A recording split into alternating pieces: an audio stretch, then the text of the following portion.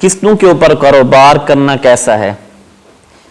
قسطوں کے اوپر کاروبار کرنا کیسا ہے؟ آیا کہ یہ جائز ہے یا جائز نہیں ہے، سود میں آتا ہے کہ نہیں؟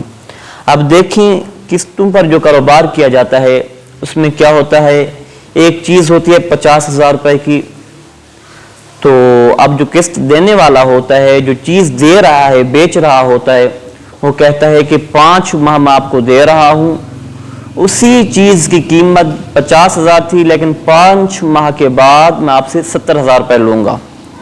اب وہ قسط کہہ دیتے ہیں کہ ہر ماہ میں ہم اتنا دیں گے، اتنا لیں گے، تو یہ قسط لینا دینا بذات خود درست ہے، لیکن اس کے اندر اگر کچھ شرطیں ہیں وہ رکھ لیں گے تو پھر یہ سود ہو جائے گی۔ وہ کیسے؟ اب دیکھیں، قسط والا کہتا ہے کہ میں آپ کو موبائل دے رہا ہوں، فکس آپ نے مجھے 5 تاریخ کو پیسے جو ہیں وہ دینے ہیں۔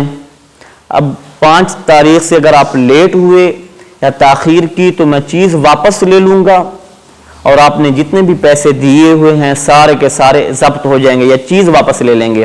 اب یہ شرط رکھنا یا تاخیر کریں گے، مزید ہم پیسے زیادہ کر دیں گے، یہ سود ہو جائے گا، جبکہ قسط بذات خود جائز ہے۔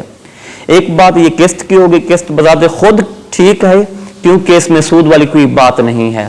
سود میں یہ ہوتا ہے کہ پیسے 1 لاکھ روپے دے کر اس میں 10,000 20,000 اوپر لینا، یہ سود آتا ہے، جبکہ قسط میں سود والی بات نہیں ہے۔ اور دوسری بات یہ ہے کہ مزاربت، کسی نے پوچھا کہ ہم پیسے کسی کو دے کر کاروبار کرنا چاہتے ہیں، یہ جائز ہے یا نہیں؟ یہ بھی بالکل جائز ہے کہ آپ جس کو پیسے دے رہے ہیں، آپ تو انویسٹ کرنے والے ہیں، تو آپ اس کو کہہ دیں کہ آپ کا جتنا بھی منافع ہوگا ہم ہاف آف کر لیں گے، تو یہ بالکل جائز ہے۔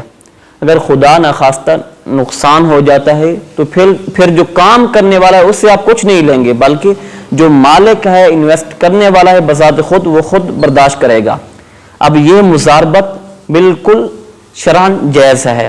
اگر یہ کہیں کہ اگر نقصان ہوا تو جو کام کرنے والا ہے میں اس سے پیسے لوں گا، یا نقصان جتنا بھی ہوگا میں اس سے آدھا لوں گا، تو یہ جائز نہیں، بلکہ جو کام کرنے والا ہے اگر نقصان ہو جائے گا تو آپ کے پیسے جائیں گے، اس کی مزدوری جو ہے وہ کام کر رہا ہے اس کا وہ ضائع ہو جائے گا، آپ اس سے پیسے نہیں لے سکتے۔